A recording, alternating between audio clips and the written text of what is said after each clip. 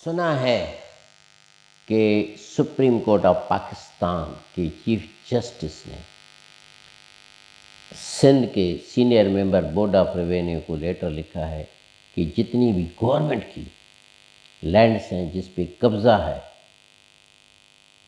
اور اس سرکاری زمینوں کے قبضے کے بارے میں اپنے ڈپٹی کمشنرز کو بتا دیں اور اس کی رپورٹ منگوا کے ہمیں ڈیلی بنیاد پہ بھیجی جائے۔ اس سے بہت بڑا فائدہ ہوگا۔ کیوں کہ اگر کہ یہ جو اینٹی انکروچمنٹ ٹریبیونل کورٹ بنی وہ اس کے اثر اتنے زیادہ نہیں ہو رہے ہیں۔ یہ مجھے اپنے ہی زمین جہاں دیوا نبی بش میں میری زمین کے ساتھ ساتھ بالکل کنارے پہ ایک سروے نمبر ہے 91 جو 7 ایکڑ 28 گھنٹے ہے۔ اس کو اسی ٹریبیونل کورٹ نے آج سے 2-3 سال پہلے آرڈر دیا تھا کہ اس کا قبضہ خالی کرا کے تحویل میں لیا جائے۔ اس آرڈر کو ڈپٹی کمشنر کو بھیجا گیا، جس نے اسسٹنٹ کمشنر کو بھیجا، جس نے مختار کار کو بھیجا۔ آج تک اس کی کاروائیاں چلتی رہی، لیکن لوگ جس طرح قبضے میں بیٹھے ہیں ویسے ہی بیٹھے رہے، کوئی فرق نہیں پڑتا۔ اور مختار کار کو جب لیٹر آتا ہے تو وہ کوئی نہ کوئی بہانہ بنا دیتا ہے کہ اسی طرح ایسے بہانے بنتے ہیں کہ وہ جج سے بات ہی بھول جاتی ہے۔ اور یہ اصل میں کیا ہوتا ہے، جب ججز اپنا آرڈر نکالتے ہیں اور امپلیمنٹیشن نہیں ہوتی ہے تو عوام کا اعتبار ٹوٹ جاتا ہے۔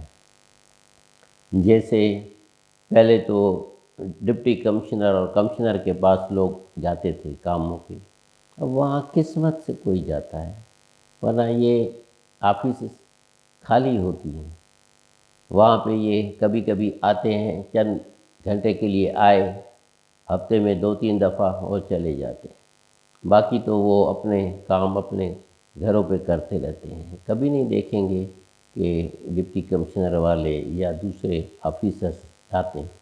تو یہ ساری بات ہوتی ہے کہ اگر کہ ججز جو بھی آرڈر پاس کریں اگر امپلیمنٹیشن نہ ہو تو اس کا چوکاس نوٹس نکالیں یا اس کو کنٹیمپٹ آف کورٹ لگائیں، تب جا کر لوگوں کو پتہ لگے گا کہ یہ پاکستان میں ابھی لا اینڈ آرڈر والی کنڈیشن پیدا ہو گئی ہے۔ جب تک یہ نہیں ہوگی لوگ اس قبضے سے دور نہیں ہٹیں گے۔ کیوں کہ جتنا فائدہ زمین کے قبضہ کرنے میں ہے اتنا فائدہ کسی بھی دھندے میں نہیں ہے، اور یہاں لوگ تو اس کو جائز قرار دیتے ہیں۔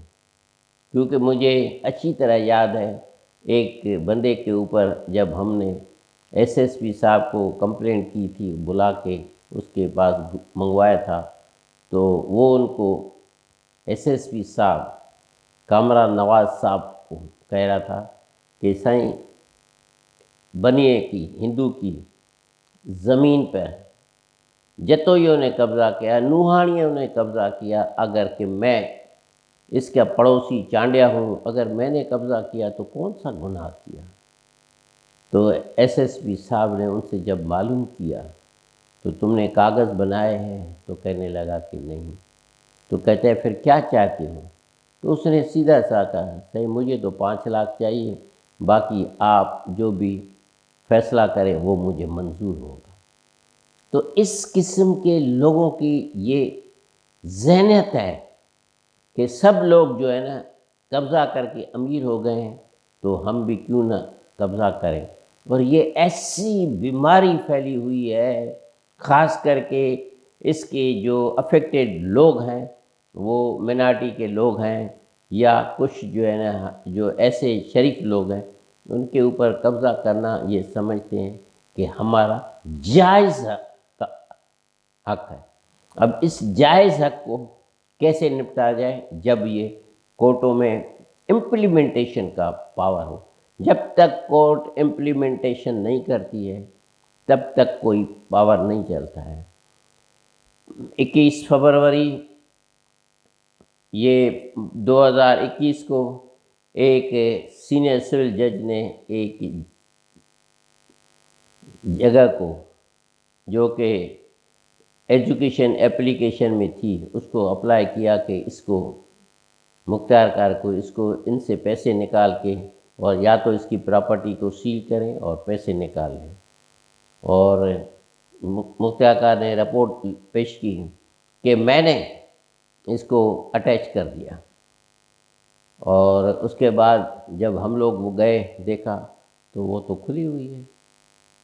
اب یہ کیا کریں؟ کس کو کریں؟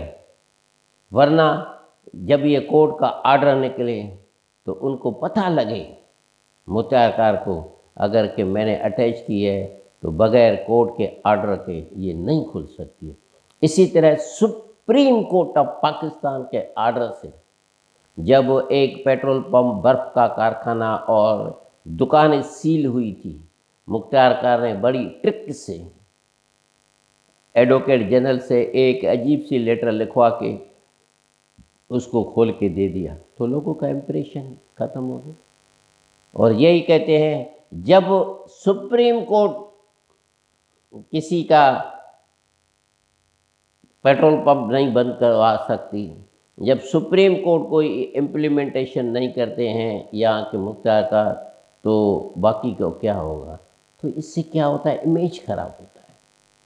اور اگر ایک دفعہ امیج سپریم کورٹ یا ہائی کورٹ کا بن جائے گا نا تو اس سے قوم کے اندر بہت تبدیلی آئے گی.